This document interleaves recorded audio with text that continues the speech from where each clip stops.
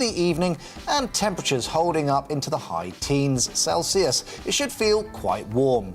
There's a small chance of 1 or 2 showers around northern England this evening, but for many it will be dry with some late sunny breaks. And it will also feel cooler near the coast.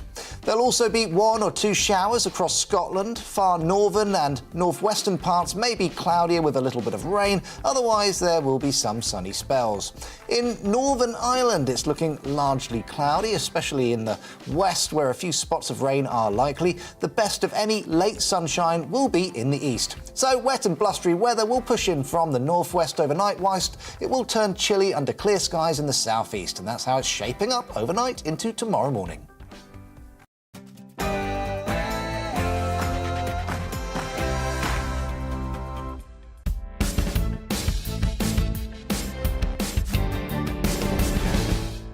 Good morning, you're watching and listening to GB News. This is The Political Correction. I'm Jenna Davison, and today I'm joined in the studio by Paul Embry and by our very own Arlene Foster in Northern Ireland. We're here for the next 2 hours to correct politics and put you, the people, back in charge. This is not about journalists talking to journalists, it's about you telling us what you think. Coming up this hour, we are, of course, talking about the local elections which took place across the United Kingdom this week. We'll be discussing the decision from Durham Police to investigate whether Labour leader Sir Keir Starmer broke lockdown rules last year when he drank beer in an MP's office. We'll also be talking about grammar schools in the UK and recent comments from the Vice-Chancellor of Cambridge University that private schools should expect fewer students to be studying at Oxbridge in the coming years. And as ever, here on The Political Correction, we want to hear from you. So if you want to get involved in the conversation, then email us at gbviews@gbnews.uk or tweet us at gbnews. This is The Political Correction.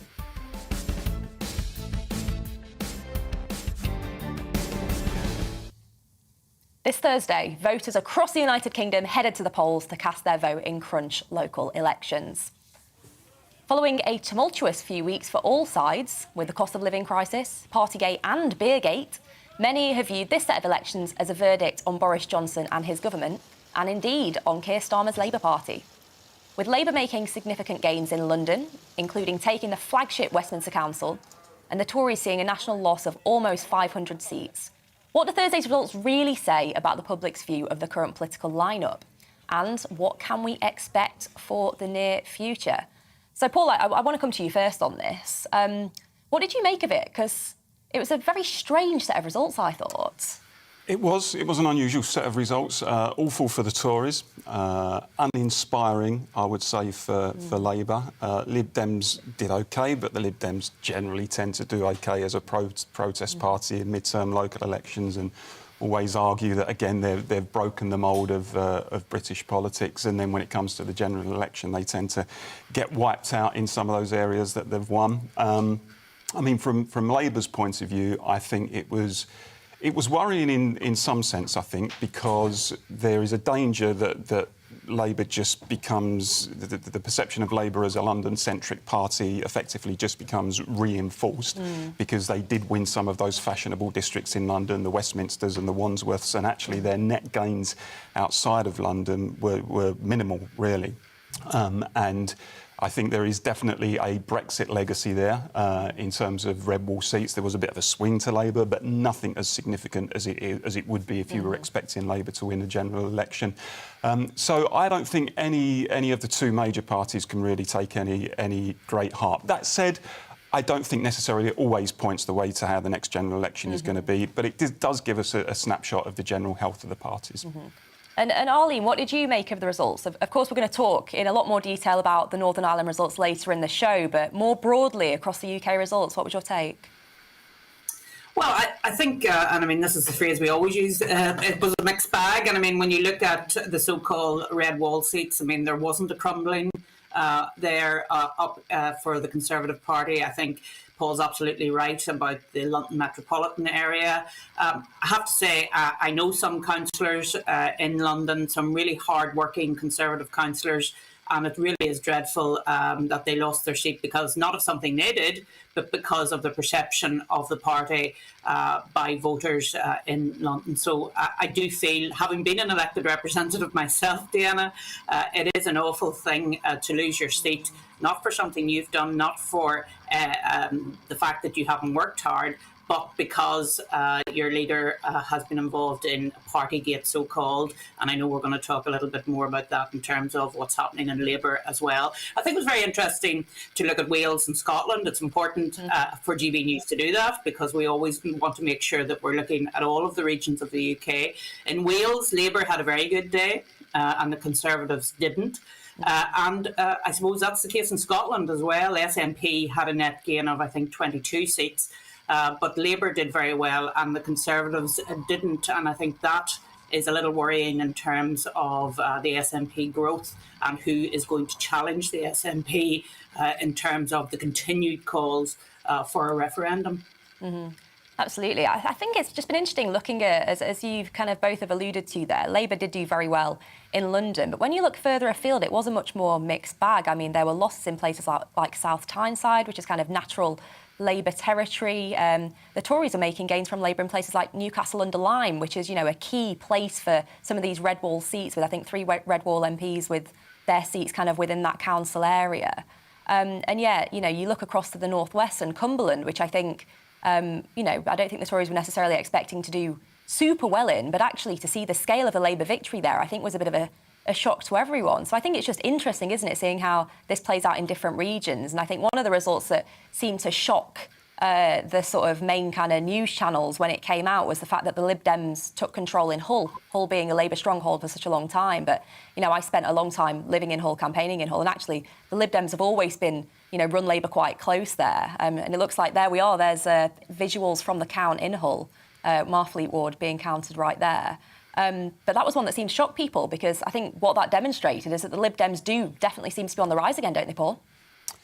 They do, but I wouldn't read too much into that because, as I say, people will often lend their vote to the Lib Dems mid-term and they've got a reputation as being a protest party. And, as I say, when it comes to a general election, often they won't get those levels of support again.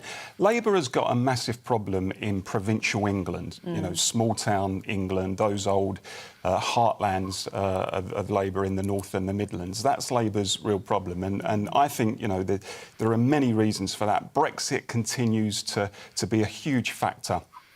People in those communities, traditional Labour areas, who voted Leave in huge numbers and then saw the party adopt this suicidal second referendum policy where they effectively went back to those people and said, look, you got it wrong, you're going to have to do it again.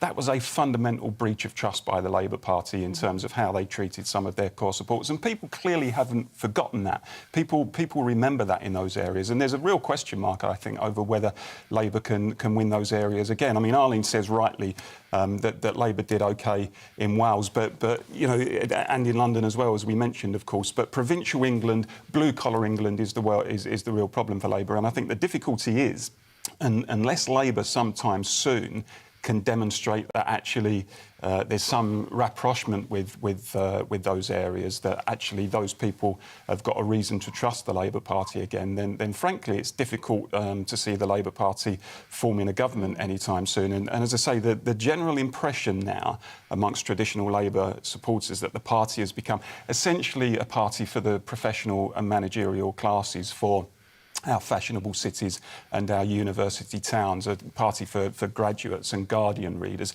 That is becoming embedded now, I think, in working class consciousness. And that, I think, poses a real existential problem almost for the Labour Party.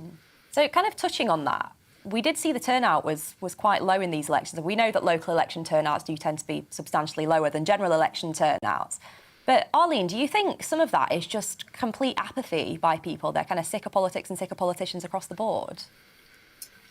Yes, I do. And to pick up on Paul's point, it's not just apathy, it's alienation, actually. They don't want to vote for anybody. It's not that they don't want to vote. They would quite like to go out and vote for somebody that they identify with, but they can't find anybody who they identify with, so they say, no, I'm not going to vote.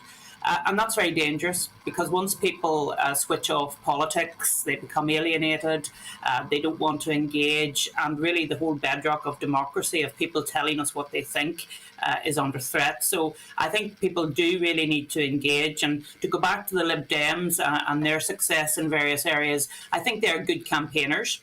They get out on the ground. They're always working, being hungry for votes, if you like, and knocking doors and trying to gain seats.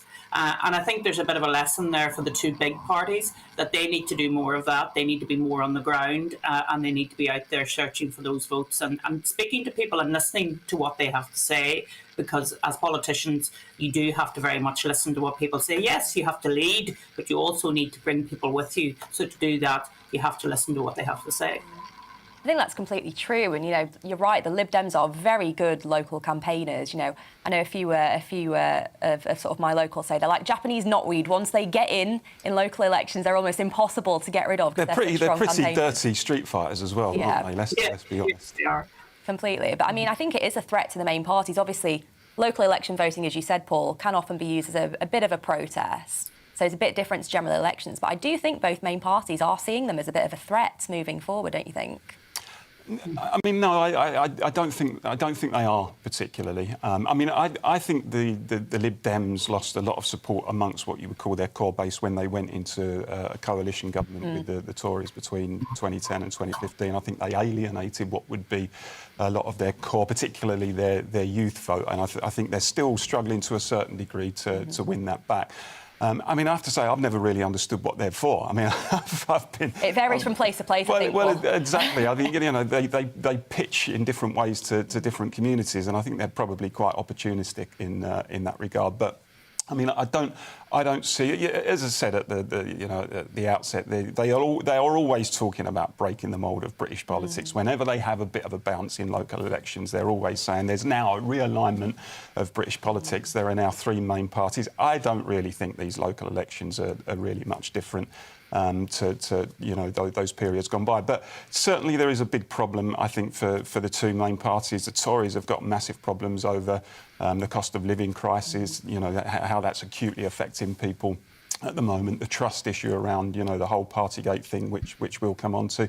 I detect within the Labour movement there are two factions, if you like, the radical left, the Corbynites, and the centrists, the Blairites, each of whom are arguing and pointing at each other and saying, we told you so. But actually both groups, I think, are fundamentally wrong in their appraisal of what's wrong with the Labour Party at the moment, what direction it needs to take in order to reconnect with working class communities.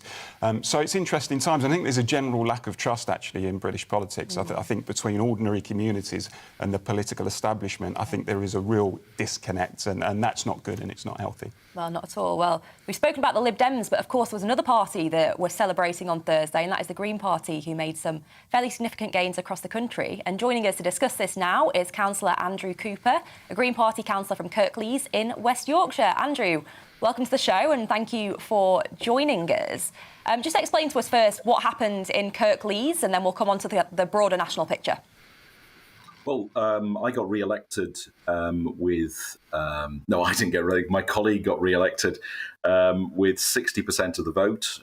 We've won every local election in our ward for the last 20 elections. So once Greens do get elected, we stay elected. And so that was great. And, getting 60% of the vote again, marvellous. Mm-hmm. But looking more broadly across the country, remind me how many gains the party got? Well, we've got up to 542 councillors. A few years ago, we had 175. So it's been a rapid rise. It's been a sustained rise, but it's also been a rise which is geographically spread across the country. So it's not just one or two areas where we're strong. We built up our campaigning capability to be able to deliver gains across the country.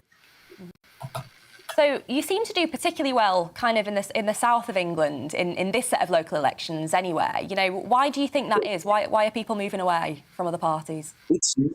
Yes, we did well in the south, and yes, we took seats from the Conservatives, but we also took seats from Labour. You look up in Tyneside, South Tyneside, we took seats there. We've taken seats in North Yorkshire. We've now got a councillor group of 5 on the new North Yorkshire Council. We gained 3 seats in Bradford. We gained a seat in Leeds. We've had a net gain of 1, taking our councils up to 14 in Sheffield. So it's not just simply the south; it's right across the country. 8 councillors were elected for the first time in Wales for the Green Party. So big gains across the country. So one of the things I'm genuinely curious about, Andrew, is do you think it's people getting fully behind the sort of Green Party agenda, or do you think much of it is they're just fed up with the other parties? No, I mean, if they were fed up with the other parties, there are other places to go to. You mentioned the Lib Dems earlier on. They could have gone to the Lib Dems.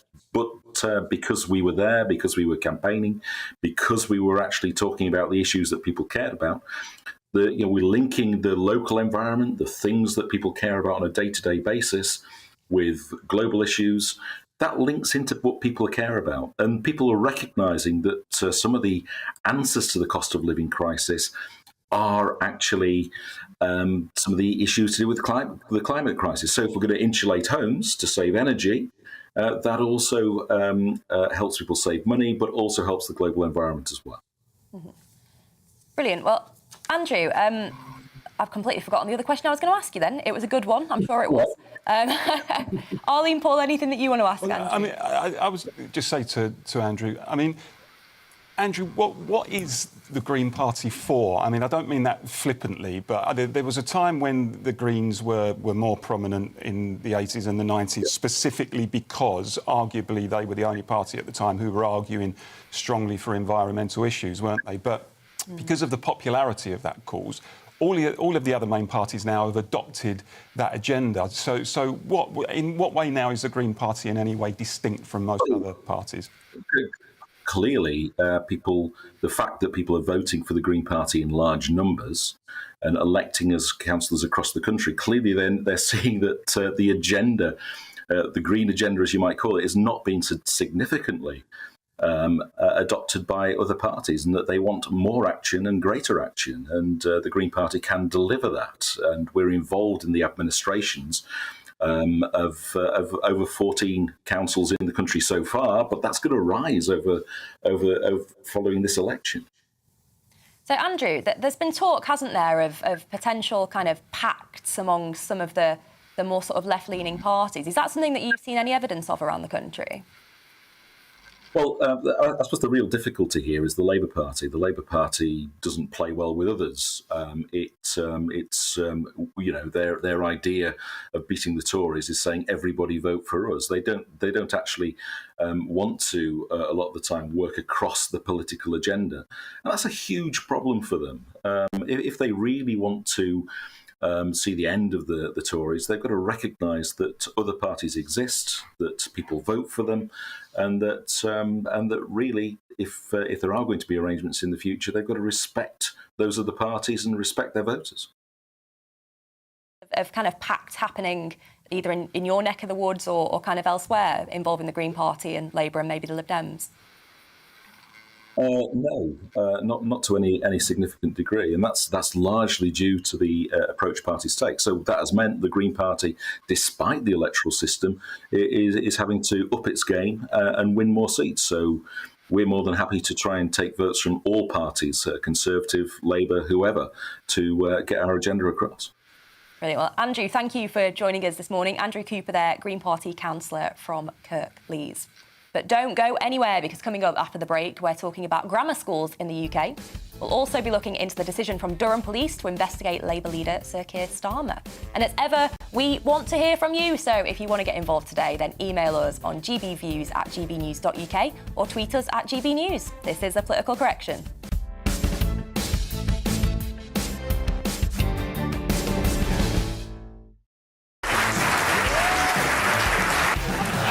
My name is Andrew Doyle. Join me every Sunday evening at 7 p.m. for Free Speech Nation.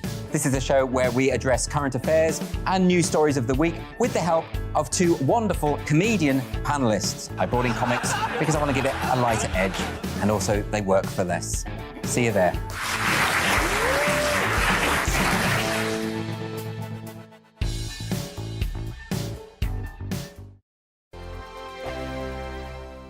Hello, I'm Michelle Dewberry, and you can join me every weekday 6 till 7 on Jubes and Kerr. Me and my panel will get stuck right into the day's events, and I can tell you, in fact, I can warn you, expect some robust debates, some strong opinions and perspectives from both sides of the fence. It's about you at home as well. I love to read out all of your comments, or at least as many as I can. So join me, Michelle Dewberry, Monday to Friday, 6 till 7 on Jubes and Kerr. On radio, they call it the drive time slot, 4 p.m. until 6 p.m. as listeners head home. It's that part of the schedule when the dust of the day's events begin to clarify, and we try to make sense of it for you. Brazier is drive time for radio and TV. It's fast, it's punchy, it's opinionated, there's a Brazier angle and a little bit of levity. That's the question. That's two questions, actually. That's Brazier, Monday to Thursday, 4 till 6 on GB News. Hello, I'm Patrick Christie's. And I'm Mercy Moroki. Make sure that you join us Monday to Thursday, 10 a.m. until midday, right here on GB News for To The Point. We're not afraid to talk about the topics that matter to you or the big topics that always matter. We cover absolutely everything, from the breaking political stories of the day to law and order, what's going on in the channel. We're not afraid to hold people to account. We always make sure we include your views on our show. Indeed, if you're thinking it, you can guarantee that we're saying it. So make sure you join the conversation with us, 10 a.m. until midday, Monday to Thursday for To The Point on GB News. I'm Dan Wootton. Join me Monday to Thursday from 9 to 11 for the feistiest and most fun news debate on TV, where free speech reigns. I'll bring you a sharp take on the day's biggest stories, bombshell newsmaker interviews, and A-list guests. And I guarantee you, no spin, no bias, no censorship, and no reason to go to bed. That's Dan Wootton tonight, Monday to Thursdays from 9 on GB News.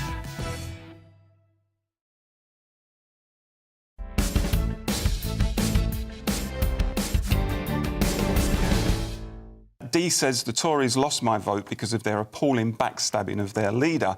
Don't care about pathetic Partygate. Cost of living is all over the world. Don't blame the government. And Arlene? Aidan, he's saying that the Green agenda is geared up solely to destroy the West and Western economies. I'm not sure that our last guest would agree with that, Deanna. I'm not sure he would. And then finally, we've had David write in who says, the people of this country are being let down by Westminster. The political elite demonstrate time after time they're not fit for purpose and betray decent, honest, hard-working people with the way they portray themselves.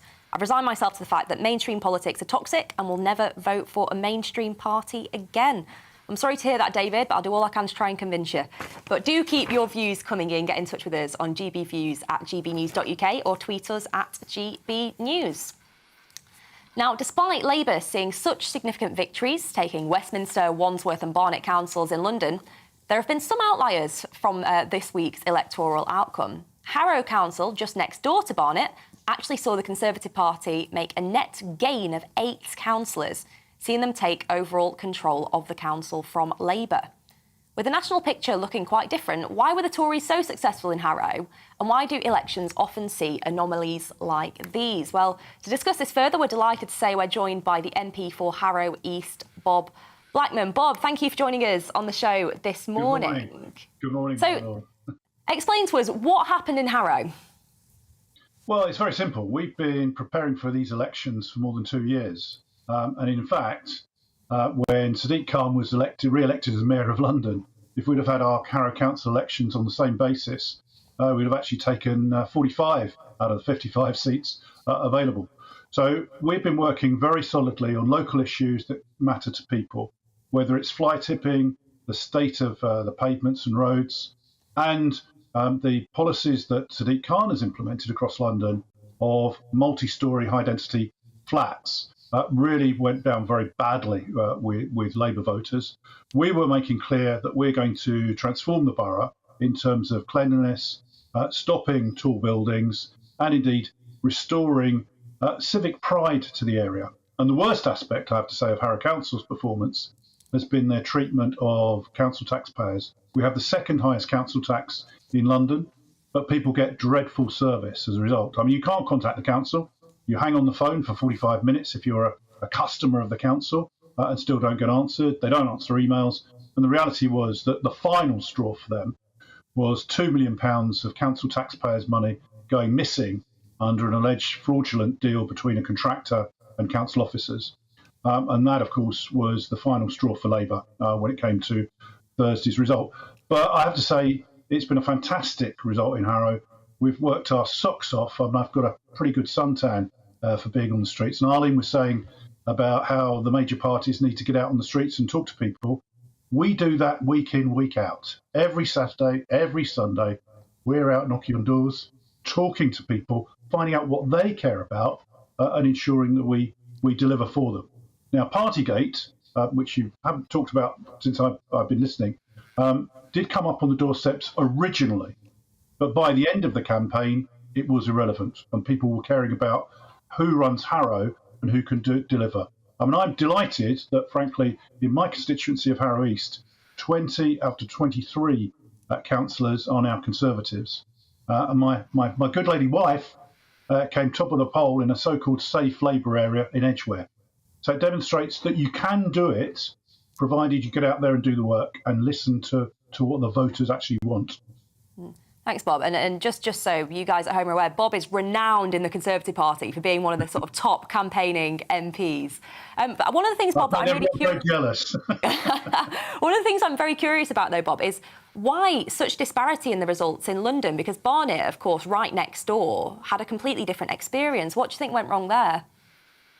Well, I think the problem for Barnet, and listen, I don't want to intrude on colleagues, but obviously in 2018, we had a brilliant result in Barnet because, frankly, of Jeremy Corbyn and the anti-Semitism that was rife in the Labour Party. I think most people put that down to the problems that the Labour experienced there last time. We've had boundary changes in both Harrow and Barnet. In Barnet, the boundary changes disadvantaged the Conservative Party because of the way the wards were split up. But bear in mind, in Enfield, which is the next door borough, we also gained 8 seats, coming from a low base. And I suspect, we haven't got the results yet, but I suspect we're going to be making gains in Croydon, where, of course, we've won the mayoralty. So although in London it's been a dismal picture in terms of Wandsworth, Westminster, and obviously Barnet, the key here is that it's not all doom and gloom in London for the Conservative Party, far from it. In the outer London boroughs, you're seeing the Conservative Party and, to an extent, the Liberal Democrats making advances. And that demonstrates that London is becoming a very much more divided city across the region. In fact, actually, I always say Harrow is not in the city of London. We are in the Greater London area, but actually we're an outer London borough on the edge of London and on the edge of Hertfordshire and beyond. So I think that we have to look at those results and see what actually happened and where people got the votes from. I think what the most important thing for us now is to demonstrate visible change in Harrow, and I think you'll see visible change in Croydon and beyond. So the results are mixed, and I think we've got to be clear about it. Certainly for the Conservative Party, we've always had this totemic view of Westminster and Wandsworth demonstrating that everything's okay in London when things weren't going so well. Now we've got to actually look at do you know what? We can win and we can do well in areas provided we campaign on the issues that people care about. Mm-hmm. Thanks, Bob. And I think Arlene has a question for you. Yeah, Bob, and congratulations. We were watching very closely what was going on in London, and just in respect of that, you say that you worked very hard on the ground with your local candidates. I know Theresa Villiers quite well, and I know that she would have been doing exactly the same and campaigning very hard. So how can you show a place like Barnet next door that actually having that Conservative run council can make the difference and show that they should come back in that direction? Because I think Barnet was quite a fall in terms of Conservative candidates.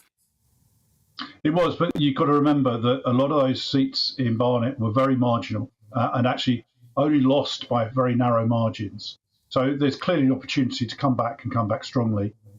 I think even the Labour leader of the Barnet Council now was saying it wasn't a great love of Labour that got them there. It was disillusionment with the Conservatives. So I think from that perspective, I do think in local elections you've got to campaign on the issues that matter.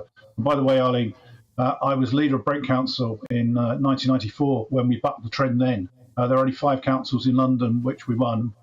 London Borough of Brent was one of them. So you can do it, provided you stick to those local issues that people really care about. You know, their streets and their bins and their council tax really does chime when you get that message across to people that that's what they're voting about.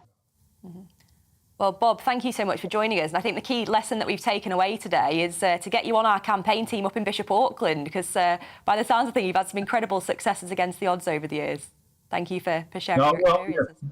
Yeah, that's what it's all about. That's what it's all about, campaigning. Always be campaigning. The next election, by the way, has started already. Yes, it started from day one, I think. Bob Blackman there joining us, MP for Harrow East. Now, the Bank of England has this week warned that the UK economy may well slip into recession this year, as escalating energy costs force inflation to 10% or higher, and interest rates are raised to their highest level since 2009. With sterling taking a hit, as well as stark warnings from the Bank of England saying it's unable to prevent UK households from becoming worse off, and escalating economic issues over in the United States, what will the consequences be for people up and down the UK, and how do we fix the problems? Well, joining us now to try and answer some of those questions is Chief Economic Strategist at NetWealth, Dr. Gerard Lyons. Dr. Lyons, thank you for joining us this morning. What was your take after the Bank of England's announcement earlier this week? Well, it wasn't a surprise that the Bank of England raised interest rates to 1%. The reality is that the Bank of England has been very slow to react. Last year, they were easing policy, keeping rates at record low levels and actually printing money through quantitative easing when they should have been hiking. So what they're now doing is almost trying to make up for lost time. I think the real issue from last Thursday was the reality that even though everyone is focusing on the cost of living crisis, and quite rightly so now, while inflation is the current problem, as we move through the year, the economy is set to slow sharply, is already weakening, and therefore recessionary fears will come to the fore. And what that means is that the Bank of England last Thursday, in my personal opinion, should have thought twice before raising rates, and they should think twice about raising interest rates again. Even though interest rates are very low, and even though the direction is for rates to go higher, it's about the timing, and it's about the strategy, and it's about the ability of the economy to cope. So in answer to your question, we've got a cost of living crisis now. The Bank of England was too slow to act last year, but we're about to face a big economic problem on the downside, which requires further action, further help from the government, as well as maybe the Bank of England going slow as we move through the rest of the year. Well, Dr. Lyons, let's stick on interest rates for a moment, because this rise, it's a relatively small rise, but as we said, it's the highest rate we've had in quite some time. What is that going to mean for individuals, but also what is it going to mean for the country as a whole?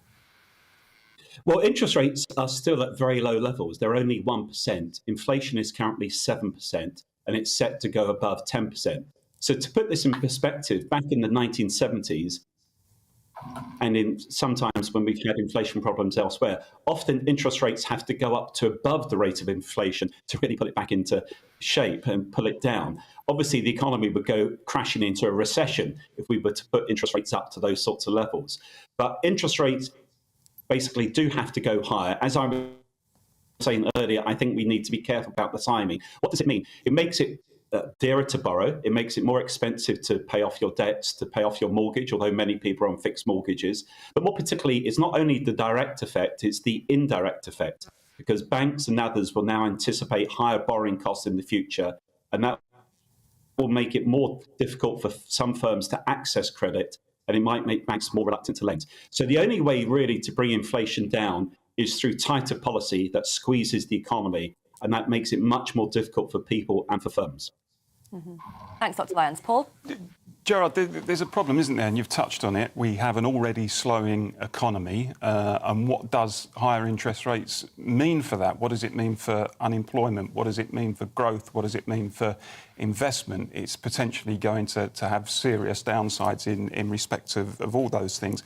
And isn't the truth that actually the interest rate rise isn't going to have any serious impacts on some of the drivers of inflation at the moment in terms of the energy crisis, energy prices, for example, and reasons for that, and supply side issues, etc., with the reopening of the economy after the pandemic. So actually the downsides could well outweigh any upsides, couldn't they? Well, that's right, Paul. In terms of the cost of living crisis, there's three components to it. Higher inflation itself, rising energy prices, although those two are interlinked, and higher tax rates as well. Now, in terms of addressing inflation, If it's a supply side shock, i.e. because of higher energy prices feeding through, the central bank, the Bank of England, will probably feel it can't do much. What it's trying to do is dampen down the so-called second round effects, trying to dampen down demand in the economy, therefore discouraging firms from passing on higher costs, discouraging firms from raising prices. And in terms, as we heard a few months ago from the Governor of the Bank of England, trying to discourage people from asking for higher wages, although naturally they will. But in answer to your question, yes, Paul, because of where the inflation shock has come from, and also because of the Bank of England was off the ball and wrong last year, not taking action when they should have done, their action now is not going to really address the problem. And if it is to address the problem, they have to put rates up so high, it really squeezes the economy too hard. And that's the real challenge. That even though we're talking about an inflation problem now, it's going to be quite clear in 1 or 2 or 3 months that we're going to be talking about a growth problem with the economy slowing. Now, thankfully, the jobs market is still pretty healthy. But as we move through the year, it might start to become a bit softer. That is, firms not employing people, maybe unfortunately people being made redundant. So we're at a very difficult turning point for the economy. And while we're focusing on the Bank of England here, the focus has to also be on the Chancellor for him to actually do more. And it's not only a UK challenge, it's a challenge in many other countries. So we don't only need to look at the Bank of England, and as we've touched on, they're actually taking a path that's not so good for the economy. The Chancellor needs to step in and do actually more to try and alleviate the problems. Well, thank you for joining us this morning, Dr. Gerald Lyons, Chief Economic Strategist at Net Wealth.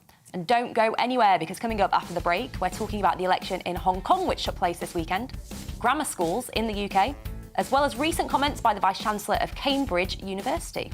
And as ever, here on The Political Correction, we want to hear from you. So if you want to get involved today, then email us at gbviews@gbnews.uk or tweet us at gbnews. See you soon.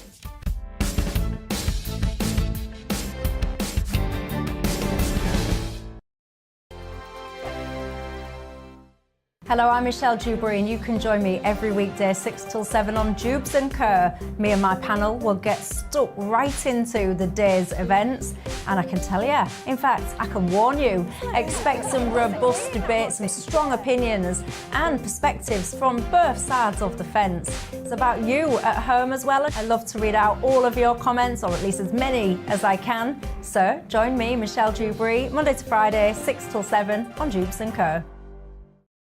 On radio, they call it the drive time slot, 4 p.m. until 6 p.m. as listeners head home. It's that part of the schedule when the dust of the day's events begin to clarify, and we try to make sense of it for you. Brazier is drive time for radio and TV. It's fast, it's punchy, it's opinionated, there's a Brazier angle and a little bit of levity. That's the question. That's 2 questions, actually. That's Brazier, Monday to Thursday, 4 till 6 on GB News. Hello, I'm Patrick Christie's. And I'm Mercy Moroki. Make sure that you join us Monday to Thursday, 10 a.m. until midday, right here on GB News for To The Point. We're not afraid to talk about the topics that matter to you, or the big topics that always matter. We cover absolutely everything, from the breaking political stories of the day to law and order, what's going on in the channel. We're not afraid to hold people to account. We always make sure we include your views on our show. Indeed, if you're thinking it, you can guarantee that we're saying it. So make sure you join the conversation with us, 10 a.m. until midday, Monday to Thursday, for To The Point on GB News. I'm Dan Wootton. Join me Monday to Thursday from 9 to 11 for the feistiest and most fun news debate on TV, where free speech reigns. I'll bring you a sharp take on the day's biggest stories, bombshell newsmaker interviews, and A-list guests. And I guarantee you, no spin, no bias, no censorship, and no reason to go to bed. That's Dan Wootton tonight, Monday to Thursdays from 9 on GB News.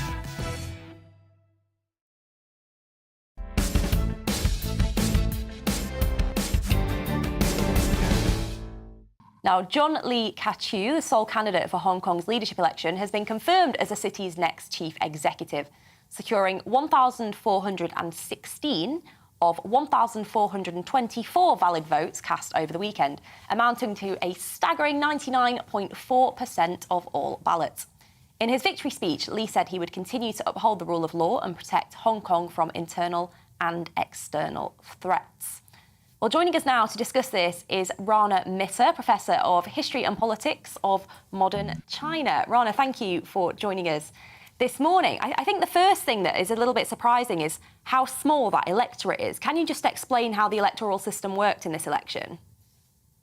Yes, absolutely, Diana. Basically, this is a selectorate rather than electorate. In other words, the 1,424 people you've mentioned are business people. They're people who are very close, in many cases, to the Beijing government, the government of the Chinese Communist Party at the center of the country. And they are basically tasked with choosing the chief executive through a system of working out who would essentially be able to liaise best between Hong Kong and the mainland. In other words, it's not, obviously, it's not like our local elections here in the UK just a couple of days ago, but it's also not like the more generalized elections which Hong Kong has for local councils, a bit like our elections, but now those have also been changed so that only candidates who are approved of by the Communist Party can take part. So it was always going to be what's called a closed circle, very small election, more like a leadership election in Britain than a general election.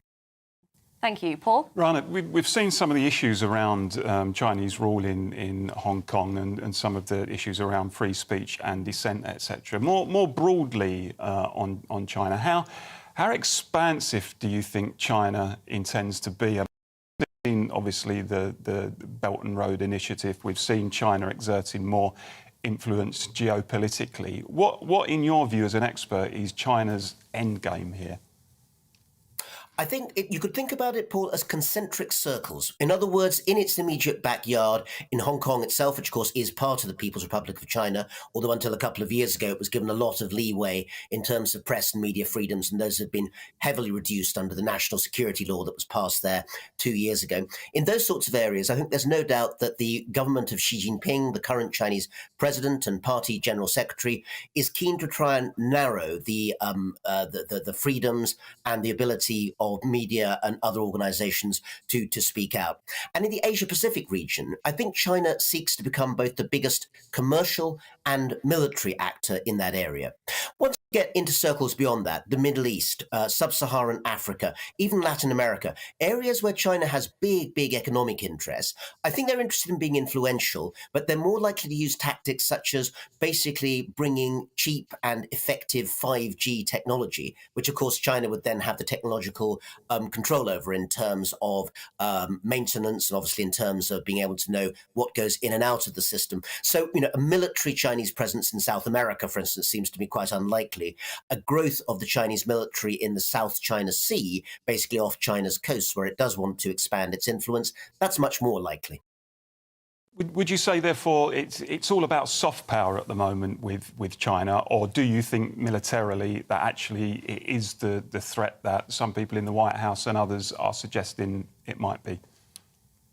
The biggest thrust, I think, is in terms of commerce. If you look at the way in which the Asia-Pacific region, some now call it the Indo-Pacific region to include South Asia, sits in the world economic system, particularly at a time of global recession, as Jerry Lyons was just saying a few moments ago, in fact, on your show. Well, that is, of course, where the action's going to be, and restarting the Chinese economy after COVID is the key aim. If you're going to do that, you have to have big trade links with your neighbors, with the Southeast Asia region and beyond that as well. China's currently making a lot of efforts there, but it knows that too much military posturing is going to make people nervous about that connection.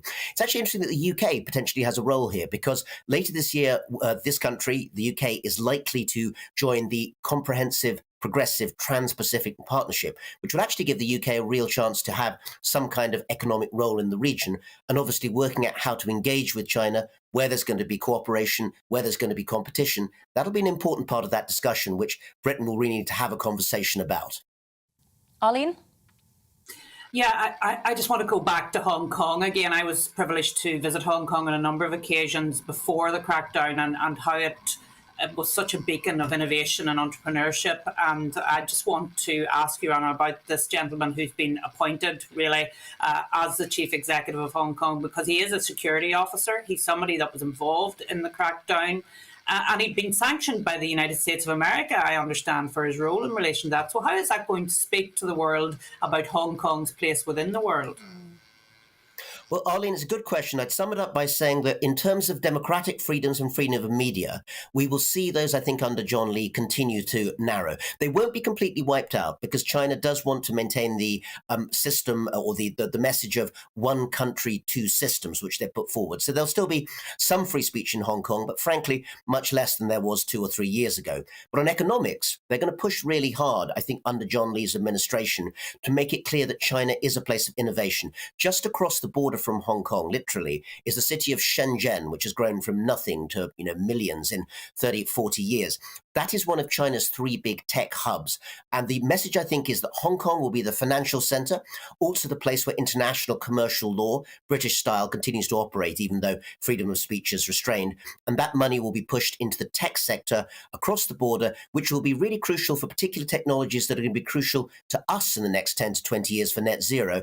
And by that, I mean things like the batteries for electric vehicles. So actually, we'll be hearing a lot more about the Shenzhen Hong Kong tech and finance hub, even here in the UK, in the next few years to come. Well, Professor Mitter, thank you for joining us on the show this morning. Professor Rana Mitter, Professor of History and Politics of Modern China. Now, a Conservative MP this week has come out and declared his support to see the ban on new grammar schools scrapped, saying it's the next step for levelling up the country. Jonathan Gullis, who represents the Redwall seat of Stoke-on-Trent North, wrote in The Times that grammar schools are the best way to allow children from less privileged backgrounds to make the most of their abilities, rather than relying on chance. The debate over whether to bring back selective state education has been ongoing ever since the Labour government scrapped them in 1998. So should we lift the ban on grammar schools, or are they a remnant of a bygone era? Arlene, I'm going to come to you first, because you are a former grammar school girl. I am indeed the only member of my family to go to a grammar school and then go on to university. I'm a huge believer in grammar schools. We, of course, have grammar schools in Northern Ireland, although Sinn Féin are vehemently opposed to grammar schools. So we'll see what happens in relation to that. Grammar schools, for me, are about social mobility. They allow children who are able to sit the tests and go on to then move through society. And I am a great believer in them because, as far as I can see in England, there are some very good schools. When you are beside a good school, the postcodes become very desirable. The prices of houses go up. And actually, what you're doing is actually selecting children in a different way. And you're actually not getting people from a working class background into those very good schools. So I actually believe that grammar schools are a good answer. Of course, you do have to be able to encourage the families to send their children to those grammar schools, because sometimes there's in the mind, would their children fit into these grammar schools and what have you. So grammar schools need to reach out to children in working class areas, and that's something I was very keen to see happening in some of the areas of Belfast where there were working class areas beside some of our best grammar schools, but yet those children weren't progressing in. So there is something that needs to be done to allow social mobility to happen, but I firmly believe that grammar schools are very much part of the solution. Paul, what's your take? I don't like the 11 plus. I think it's a pretty brutal instrument, but there is no question. I think the evidence supports it that grammar schools did certainly allow a number of working class kids to get the sort of education that they wouldn't otherwise have got. And I think it's arguable to say that the abolition, I say the abolition, some of them still remain obviously, of grammar schools has allowed private schools to flourish to a certain degree. And I do think we have problems at the moment with social mobility. I mean, I don't necessarily think the return to the 11 plus is what's going to solve those problems, but the social mobility issues since the downgrading of grammar schools, I think, is certainly a problem.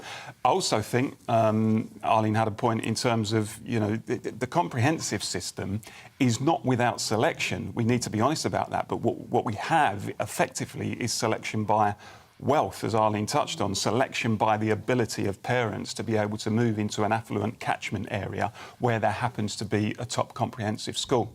And I have real arguments with my colleagues on the left over this, because I think people on the left are riddled with hypocrisy. You see some senior figures on the left who wax lyrical about the comprehensive system and really preach the gospel about it, but actually buy themselves, buy their own kids out of the system, whether that's by someone like Diane Abbott sending their child to a private school, or whether it's by, as I say, moving into an expensive catchment area so they can go to a top state school. So, yeah, I have to say I'm not entirely sure what the answer is, but social mobility has gone backwards, and we need a serious debate about why that's happened and how we're going to give working class kids the kind of outlets that they did have once to attain the sort of education that they wouldn't otherwise have got because their families didn't have the money. Yeah, I want to touch on that point there about private schools, Paul, because another thing that's come out that's sort of linked today is from Oxbridge, isn't it, with the Vice-Chancellor of Cambridge saying that in future we can expect fewer private school pupils to get places in Oxbridge because they're moving towards allowing more sort of state school kids in by changing some sort of multiplier or something when they apply. Do you think that's the right approach?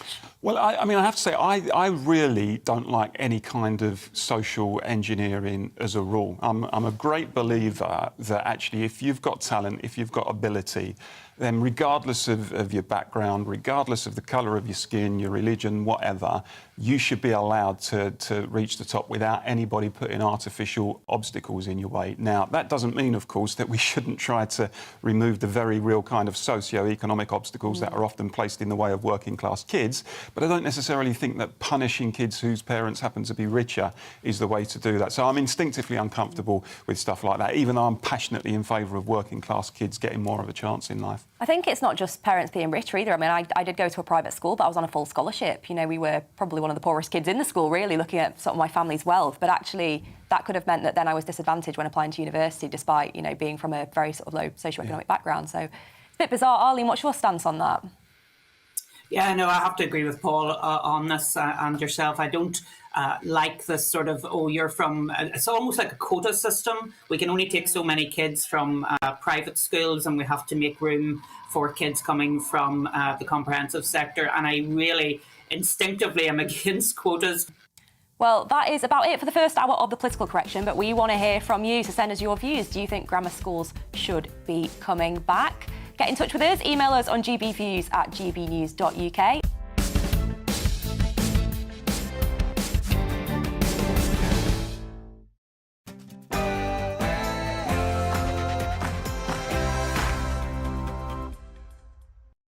Looking ahead to this evening's weather, and the UK is looking fine for much of the country, though there will be a few showers in the north. Let's take a look at the details. Heading first to southwest England, and here, after a rather cloudy start to the day, it'll be mostly sunny to end, with generally light winds too.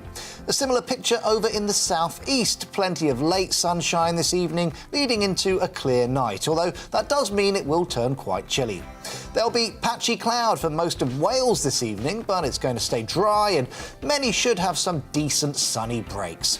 That's how it's also looking around the West Midlands, with some sunny spells lingering through the evening and temperatures holding up into the high teens Celsius. It should feel quite warm.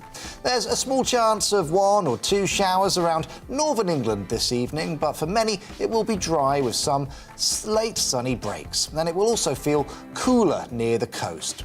There'll also be 1 or 2 showers across Scotland. Far northern and northwestern parts may be cloudier with a little bit of rain.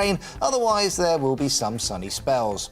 In Northern Ireland, it's looking largely cloudy, especially in the west, where a few spots of rain are likely. The best of any late sunshine will be in the east. So wet and blustery weather will push in from the northwest overnight, whilst it will turn chilly under clear skies in the southeast. And that's how it's shaping up overnight into tomorrow morning. On Mark Dolan tonight, reacting to the big stories of the day, comedy legend Bobby Davro, radio and TV presenter Neil Dr. Fox, and writer and broadcaster Ingrid Tarrant. Is Keir Starmer's position now untenable? Find out in my Big Opinion monologue. In the big question, should Britain pay reparations for slavery? And my Mark Meets guest is one of the most feared political biographers in the country, Tom Bower, a man who's written explosive books about Tony Blair, Jeremy Corbyn and Boris Johnson. Unmissable Sunday night TV. See you at 9. Hello, I'm Michelle Dewberry and you can join me every weekday 6 till 7 on Jubes & Kerr. Me and my panel will get stuck right into the day's events And I can tell you, in fact, I can warn you, expect some robust debate, some strong opinions and perspectives from both sides of the fence. It's about you at home as well. I love to read out all of your comments, or at least as many as I can. So join me, Michelle Dewberry, Monday to Friday, 6 till 7 on Jubes & Co. On radio, they call it the drive time slot, 4 p.m. until 6 p.m. as listeners head home. It's that part of the schedule when the dust of the day's events begin to clarify, and we try to make sense of it for you. Brazier is drive time for radio and TV. It's fast, it's punchy, it's opinionated, there's a Brazier angle and a little bit of levity. That's the question. That's two questions, actually. That's Brazier, Monday to Thursday, 4 till 6 on GB News. Hello, I'm Patrick Christie's. And I'm Mercy Moroki. Make sure that you join us Monday to Thursday, 10 a.m. until midday, right here on GB News for To The Point. We're not afraid to talk about the topics that matter to you or the big topics that always matter. We cover absolutely everything, from the breaking political stories of the day to law and order, what's going on in the channel. We're not afraid to hold people to account. We always make sure we include your views on our show. Indeed, if you're thinking it, you can guarantee that we're saying it. So make sure you join the conversation with us, 10 a.m. until midday, Monday to Thursday, for To The Point on GB News. I'm Dan Wootton. Join me Monday to Thursday from 9 to 11 for the feistiest and most fun news debate on TV, where free speech reigns. I'll bring you a sharp take on the day's biggest stories, bombshell newsmaker interviews, and A-list guests. And I guarantee you, no spin, no bias, no censorship, and no reason to go to bed. That's Dan Wootton Tonight, Monday to Thursdays from 9 on GB News.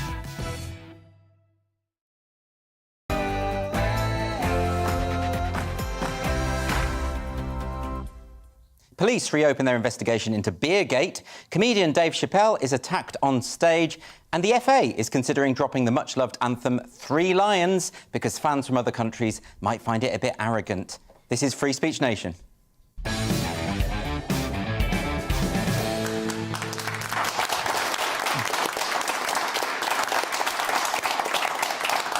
Welcome to the show.